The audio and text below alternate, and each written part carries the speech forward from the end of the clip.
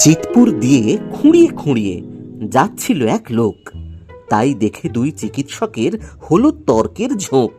একজন বলে ওর বাঁ পায়ের হাড় গেছে ঠিক সরে, তাই ওরকম চলছে খুঁড়িয়ে, পারছে না যেতে জোরে।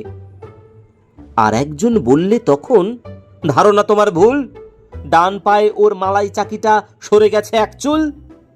এভাবে তুমুল চলল লড়াই, তর্ক হলো না শেষ।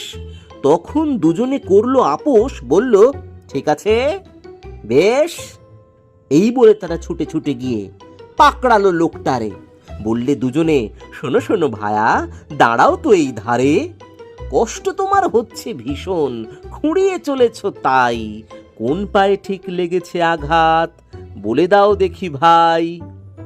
রেগে মেগে সেই লোকটা তখন বললে বাড়িয়ে গলা, সাত সকালেই লেগেছেন পিছে, দায় হলো পথ চলা। বারবার শুধু পায়ের দিকে কি দেখছেন ঘুরে ফিরে?